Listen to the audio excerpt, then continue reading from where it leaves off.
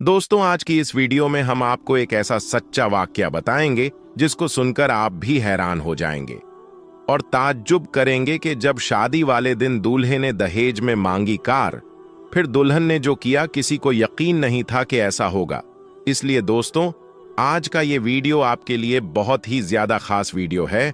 आप इस वीडियो को पूरा आखिर तक जरूर से देखिए और इस वीडियो को एक लाइक करके चैनल को भी सब्सक्राइब कर लें, क्योंकि हम आपके लिए बहुत ही प्यारी प्यारी वीडियो लाते रहते हैं। प्यारे दोस्तों, गुजरात के अहमदाबाद में दो परिवारों के बीच लड़का और लड़की की शादी तय हुई। फिर कुछ दिन के बाद उनकी मंगनी हो गई, यानी सगाई हुई।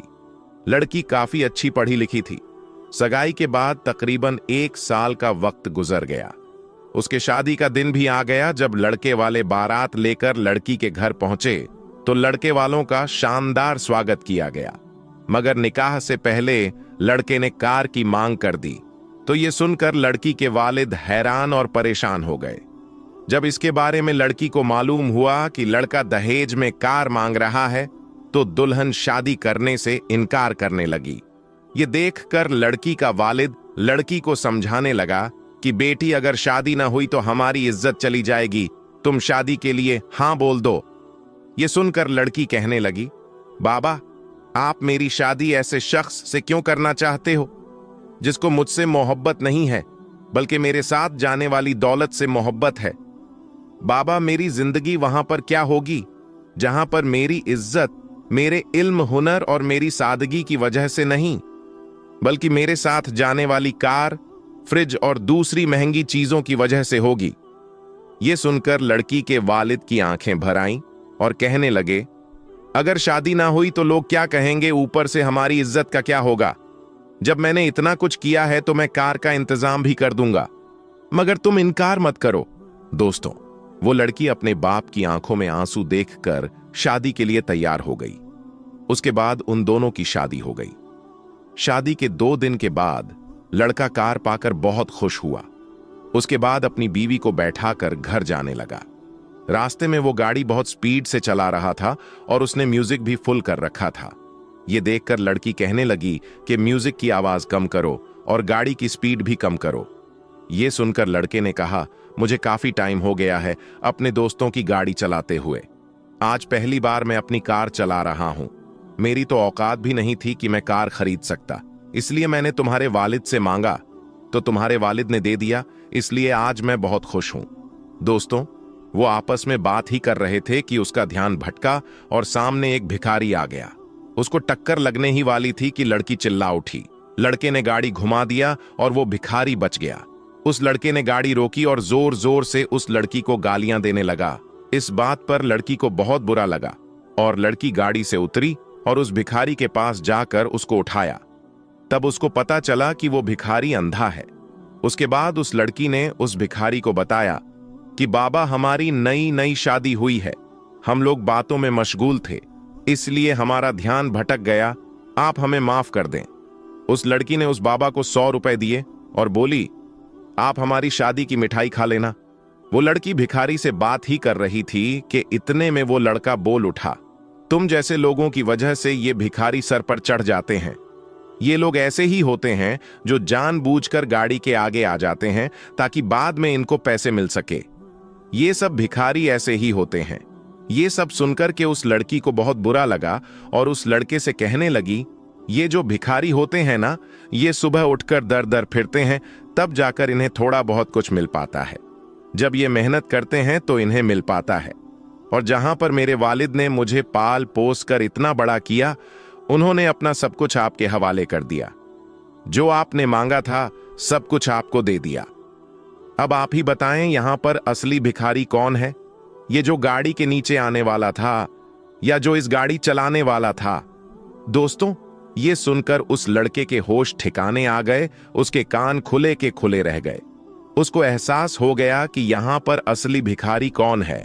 वो लड़का शर्म से अब कुछ बोल भी नहीं पा रहा था। उसको यहां पर अपनी गलती का एहसास हो गया और उसको ये भी एहसास हो गया कि हां, मैं ही असली भिखारी हूं।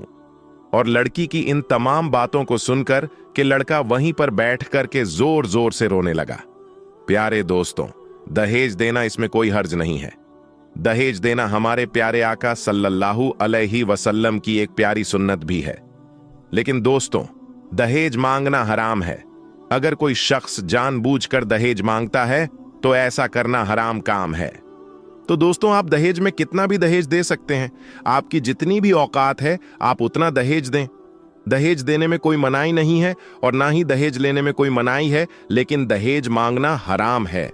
जो लोग जबरदस्ती दहेज मांगते हैं या ये बोलते हैं कि अगर दहेज नहीं देंगे तो शादी नहीं होगी, या तो जब रिश्ता लगता है तो रिश्ता लगते ही लड़के वाले दहेज की डिमांड कर देते हैं कि अगर आप इतना दहेज देंगे तो आपकी बेटी के साथ शादी की जाएगी। तो दोस्तों, इस बात को हमेशा याद रखें कि जो लोग आपसे दहेज मांगे और फिर शादी करने को कहे तो उनके साथ हरगिज हरगिज शादी नहीं करनी चाहिए। आज आप जैसे तैसे करके दहेज का सामान इकट्ठा करके दहेज दे देंगे, लेकिन इस बात को याद रखिएगा, आज आप दहेज तो दे रहे हैं, लेकिन वो आपको हमेशा दहेज के लिए परेशान करते रहेंगे। कुछ ना कुछ फंक्शन पड़ेगा तो आपसे कुछ ना कुछ वसूल करते रहेंगे। ये सिर्फ एक बार का नहीं है, बल्कि आपसे पूरी जिंदगी वो वसूली करते रहेंगे। तो इस बात को हमेशा याद रखें, जो दहेज मांगते हैं, जो दहेज की डिमांड करते हैं, उनके यहां शादी नहीं करनी चाहिए। ये आपके एक बार का नहीं, बल्कि ये आपकी जिंदगी भर का हो जाएगा। तो दोस्तों, आपको दहेज मांगने वालों के यहां शादी नहीं करनी है। प्यारे दोस्तों, इस वीडियो को ज्यादा से ज्यादा शेयर करें ताकि सबको मालूम हो सके कि दहेज लेना कैसा है। दोस्तों, हजरत अली रजी अल्लाह ताला अन्हु ने इरशाद फरमाया, इन 3 घरों में अपनी बेटी का रिश्ता मत करना, वरना आपकी बेटी मुरझा जाएगी, यानी उसकी जिंदगी बर्बाद हो जाएगी। इन 3 घरों में रिश्ता कभी भी मत करना। इन 3 घरों से हमेशा रिश्ता करने से बचना चाहिए। दोस्तों, एक रोज हजरत अली रजी अल्लाह ताला अन्हु अपनी बारगाह में मौजूद थे। एक मालदार शख्स आया। वो बहुत परेशान था। उसके चेहरे पर परेशानी के आसार नुमाया नजर आ रहे थे। उस शख्स ने हजरत अली रजी अल्लाह ताला अन्हु की बारगाहें अकदस में हाथ जोड़कर अर्ज किया, ए अमीरुल मोमिनीन, मैं बहुत परेशान हूं, मेरी परेशानी को दूर फरमा सकते हैं क्या? तो हजरत अली रजी अल्लाह ताला अन्हु ने फरमाया, क्या मसला है? ऐसी कौन सी बात है जो तुम्हें परेशान कर रही है? तो उस मालदार शख्स ने अर्ज किया, ए अमीरुल मोमिनीन, मैं अपनी प्यारी बेटी का रिश्ता करना चाहता हूं, लेकिन डर जाता हूं कि मेरी बेटी कहीं दुख और तकलीफ और परेशानियों में मुब्तला ना हो जाए। मेरी बीवी और मैं सलाह मशविरा करके आपके पास आपकी खिदमत में हाजिर हुए हैं। मुझे कोई ऐसा घराना बताइए जहां पर मेरी बेटी का घर आबाद हो जाए और हमेशा हमेशा के लिए मेरी बेटी खुश रहे और हम अपनी प्यारी बेटी का घर बसता देखकर हमेशा खुश रहे। तो उस मालदार की हर बात में वजन तो था, इसीलिए हजरत अली रजी अल्लाह ताला अन्हु ने फरमाया, ऐ शख्स, अपनी बेटी का रिश्ता करते वक्त सिर्फ 3 चीजों का ख्याल रखना। आपकी बेटी का घर हम हमेशा आबाद रहेगा, उसको अपना घर जन्नत महसूस होगा। हजरत अली ने मजीद फरमाया, बाप के घर में बेटी तो परी होती है, रानी होती है, और बाप इसी के लिए तो फिक्रमंद होता है। जब बेटियां बाप के घर में जवान हो जाती हैं तो बाप को अपने घर की 4 दीवारी छोटी लगने लगती है, ताकि बेटी को कभी भी गर्म हवा भी छूकर ना गुजरे। इसीलिए ए मालदार शख्स, ना ही तुम्हारी बेटी को तुम्हारी दौलत खुश कर सकती है और ना ही ऊंचे मकाम वाले घर खुश कर सकते हैं। इसीलिए जब भी अपनी प्यारी लाडली बेटी का रिश्ता करने लगो तो सिर्फ 3 चीजों का ख्याल रखना, आपकी बेटी का घर आबाद हो जाएगा और आपकी बेटी बहुत खुश रहेगी। तो वो मालदार शख्स ने अर्ज किया, ए अमीरुल मोमिनीन, वो कौन सी 3 चीजें हैं और कौन से अमल हैं जिन पर अमल करके हम अपनी बेटी का रिश्ता करें? हजरत अली रजी अल्लाह ताला अन्हु ने फरमाया, ऐ शख्स, याद रखना, अपनी बेटी का रिश्ता उस जगह पर उस घर में ना करना जहां जिस घर में औरतें फैसले करती हों और मर्द उस औरत के फैसले पर अमल करते हों। अपनी बेटी का रिश्ता कभी भी ऐसे घर में ना करना, वरना तुम्हारी बेटी का घर बसने से पहले ही उजड़ जाएगा, आपकी बेटी की दुनिया बर्बाद हो जाएगी। दोस्तों, कितनी गहरी बात है, आप लोग इस पर जरूर गौर कीजिएगा और हमने ये देखा है कि जब बेटियों के रिश्ते टूटते हैं तो जितनी भी हसीन लड़की क्यों ना हो, वो इस दुनिया में बेनाम हो जाती है। इसको ना घर वालों से प्यार मिलता है, ना मायके वालों से प्यार मिलता है। वो मायके वालों पर, अपने शौहर पर खुद को बोझ समझने लग जाती है। और ऐसा हमने देखा भी है, भाइयों ने भी बहन को बोझ करार दिया है। ऐसे कई घर हैं जो हमने अपनी आंखों से देखे हैं। इनको हर छोटे बड़े ताने देते हैं ना, इस बच्ची को दिन को सुकून होता है और ना रात को राहत की नींद आती है। वो माँ बाप को देखती है तो इसी फिक्र में रहती है कि मेरी वजह से मेरा मायका यानी माँ बाप, भाई बहन, पूरा घर परेशान है, और वो घुट घुट कर मरना शुरू हो जाती है। आखिरकार थक हार कर या तो अपने शौहर को अपना लेती है और शौहर के जुल्मों सितम को, उसके तानों को गहना बनाकर पहन लेती है, या फिर अपनी जिंदगी से रूठ कर बीमार पड़ जाती है।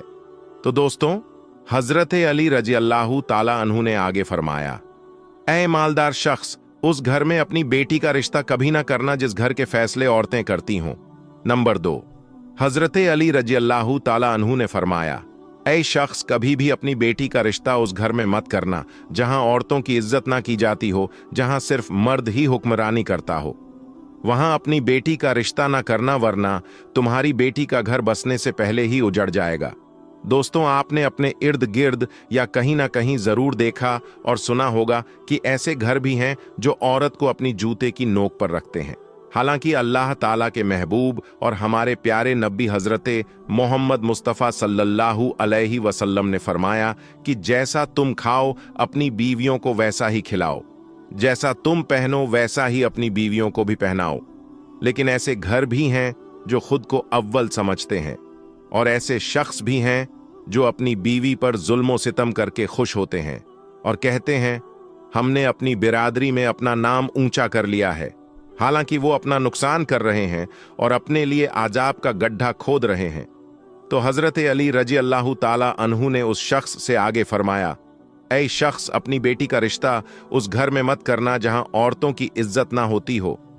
हजरत अली रजी अल्लाह ताला ने फरमाया, अपनी बेटी का रिश्ता उस जगह पर करना जहां खाविंद अपनी बीवी के साथ नरमी और खुशहाली और हुस्न सलूक के साथ पेश आए, जो अपनी बीवी के हुकूक अदा करने में किसी किस्म की गफलत और कोताही न करे, जो अपनी बीवी का इस तरह होकर रहे कि किसी अजनबी औरत पर निगाह न डाले, जो अपनी बीवी को अपने ऐशो इशरत में बराबर शरीक समझे और किसी किस्म की ज्यादती ना करे, और जो अपनी बीवी की खूबियों पर नजर रखें और मामूली सी गलतियों को नजरअंदाज करे, और जो अपनी बीवी की मुसीबतों और बीमारी और रंजोगम में तीमारदारी और वफादारी का सबूत दे, और जो अपनी बीवी को पर्दे में रखकर इज्जत आबरू की हिफाजत करे, जो अपनी बीवी को जिल्लत और रुसवाई से बचाए रखे, जो अपनी बीवी को दयानतदारी और दीनदारी की ताकीद करता रहे, शरीयत की राह पर चलाया करें, जो अपनी बीवी की अखराजात में कंजूसी ना करें, जो अपनी बीवी पर इस तरह कंट्रोल करें कि वो किसी बुराई की तरफ रुख भी ना कर सके।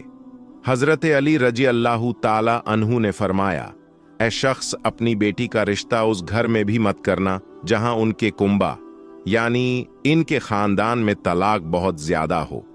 तो वो घराना जितना भी अमीर हो, चाहे इनके पास हजारों ऊंट के कितार भी क्यों ना हो, अपनी बेटी का रिश्ता इस खानदान में, इस घराने में, इस घर में कभी ना करना जहां औरतों को तलाक देने का रिवाज बहुत ज्यादा हो।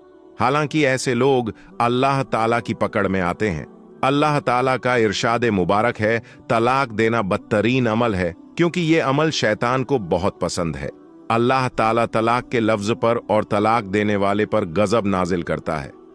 दोस्तों, आप खुद सोचिए, जिस अमल पर परवरदिगार आलम नाराज होता है, वो इंसान इस दुनिया में जलीलो ख्वार होगा और आखिरत में भी रुसवा होगा, बल्कि समझो वो बर्बाद हो गया।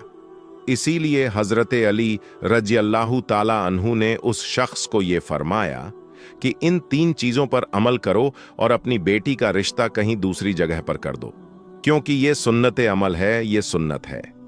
आपकी बेटी हमेशा खुश रहेगी और आपको भी दुआएं देगी।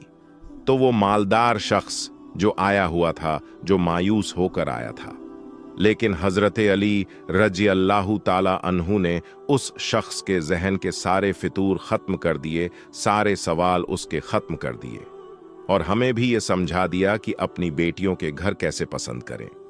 दोस्तों, अब हम आपको बताते हैं कि प्यारे नबी हुजूर पाक सल्लल्लाहु अलैहि वसल्लम ने फरमाया, अल्लाह पाक 10 औरतों से बहुत ज्यादा मोहब्बत करता है। यानी कि दोस्तों, वो 10 औरतें ऐसी हैं जिनसे अल्लाह पाक बहुत ज्यादा मोहब्बत करता है, उनको पसंद करता है। तो वो 10 औरतें कौन कौन सी है, आइए हम आपको बताते हैं। नंबर 1, पर्दा करने वाली औरत।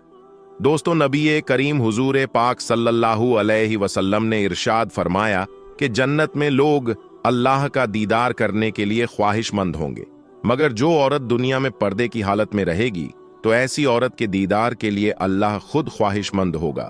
और जो औरत दुनिया में अपने आप को ढांप कर रखती है, यानी कि पर्दे की हालत में रखती है, तो ऐसी औरत को अल्लाह बहुत पसंद करता है और ऐसी औरत से अल्लाह पाक बहुत ज्यादा मोहब्बत करता है।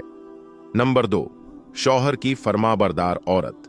दोस्तों, नबी करीम सल्लल्लाहु अलैहि वसल्लम ने इरशाद फरमाया कि ऐसी औरत भी अल्लाह को बहुत ज्यादा पसंद है जो अपने शौहर का कहना मानती है, जो अपने शौहर की फरमाबरदारी करती है। तो ऐसी औरतों से अल्लाह पाक बहुत मोहब्बत करता है। नंबर 3, गैर मर्द की निगाह से अपने आप की हिफाजत करने वाली औरत। दोस्तों, नबी करीम हुजूर पाक सल्लल्लाहु अलैहि वसल्लम ने इरशाद फरमाया है कि जो औरत अपने आप को गैर मर्द के निगाहों से बचाएगी, ऐसी औरतों पर अल्लाह पाक जहन्नम की आग हराम फरमा देगा। और जो औरत खुशबू लगाकर गैर मर्द के सामने से गुजरती है, गैर मर्दों को देखती है, तो ऐसी औरत पर अल्लाह ताला की लानत होती है। नंबर 4, अल्लाह की इबादत करने वाली औरत। दोस्तों, नबी करीम हुजूर पाक सल्लल्लाहु अलैहि वसल्लम ने इरशाद फरमाया है कि जो पाक दामन औरत नमाज रोजे की पाबंदी करे, जो अपने शौहर की खिदमत करे, तो ऐसी औरतों के लिए जन्नत के 8 दरवाजे खोल दिए जाते हैं। नंबर 5, अपने शौहर से हमेशा खुश रहने वाली औरत। दोस्तों, नबी करीम सल्लल्लाहु अलैहि वसल्लम ने इरशाद फरमाया कि जिस औरत का शौहर राजी हो और अगर वो इंतकाल कर जाए तो अल्लाह ऐसी औरत पर जन्नत वाजिब कर देता है। दोस्तों, जो औरत अपने शौहर से हरदम खुश रहती है, अपने शौहर की खिदमत करती है, अल्लाह ऐसी औरत को भी बहुत ज्यादा पसंद फरमाता है और अल्लाह ऐसी औरत से भी बहुत ज्यादा मोहब्बत करता है। नंबर 6, चुगली गीबत न करने वाली औरत। दोस्तों, नबी करीम सल्लल्लाहु अलैहि वसल्लम ने इरशाद फरमाया कि अल्लाह को ऐसी औरत भी बहुत ज्यादा पसंद है जो झूठ ना बोलती हो, चुगली ना करती हो, गीबत ना करती हो और फितना फसाद ना करती हो, तो अल्लाह ऐसे औरत से भी बहुत ज्यादा मोहब्बत करता है। नंबर 7, पाक साफ रहने वाली औरत। दोस्तों, नबी करीम सल्लल्लाहु अलैहि वसल्लम ने इरशाद फरमाया कि जो औरत दुनिया में पाक साफ का एहतमाम करती है और खास तौर पर जो औरत हैज की हालत में पाक साफ रहती है, पाक साफ रहने का ख्याल करती है, तो अल्लाह पाक ऐसी औरत से भी बहुत मोहब्बत करता है। नंबर 8, तौबा करने वाली औरत। दोस्तों, नबी करीम सल्लल्लाहु अलैहि वसल्लम ने इरशाद फरमाया कि बेशक अल्लाह ताला उनसे मोहब्बत करता है जो तौबा करते हैं।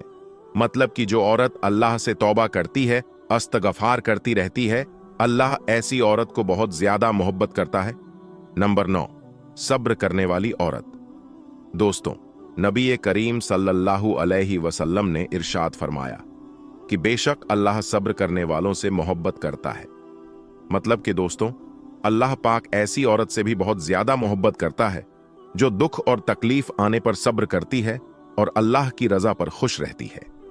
नंबर 10, माफ करने वाली औरत।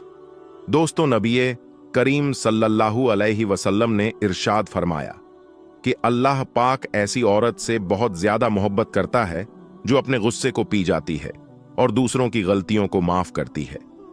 बेशक अल्लाह माफ करने वालों को पसंद फरमाता है और अल्लाह ऐसे लोगों से, ऐसी औरत से बहुत ज्यादा मोहब्बत फरमाता है। दोस्तों, अब हम आपको बताते हैं, हजरत अली ने फरमाया, बेवफा औरत की पहचान क्या है। हजरत अली रजी अल्लाह ताला अन्हु की खिदमत में एक शख्स आया और अपने दस्ते अदब को जोड़कर अर्ज करने लगा, या अली, मैं किसी को पसंद करता हूं और अब उनसे मैं निकाह करना चाहता हूं।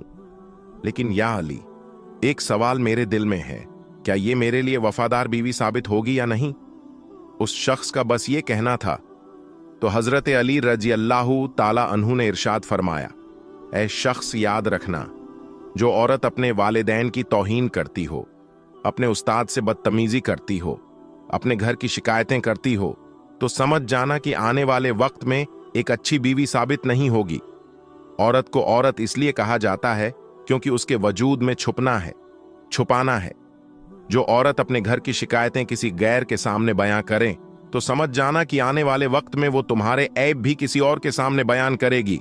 उस शख्स ने कहा, या अली, कोई ऐसा अमल या कोई ऐसी दुआ जिससे इंसान और वाजह हो जाए? तो हजरत अली रजी अल्लाहु ताला अन्हु ने इरशाद फरमाया, ऐ शख्स, इस जमीन पर सबसे ज्यादा बदतरीन अमल झूठ है जो तमाम गुनाहों की जड़ है।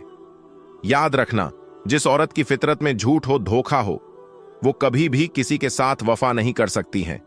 तो मेरी प्यारी इस्लामी बहनों, अगर आप ये चाहती हैं कि अल्लाह आपको मोहब्बत करें, तो आप इन 10 बातों का जरूर ख्याल रखिएगा। अल्लाह आपको कामयाब करें। आमीन सुम्मा आमीन। तो दोस्तों, आज की इस वीडियो में बस इतना ही। हम मिलेंगे आपको अगली वीडियो में। तब तक के लिए अल्लाह हाफिज।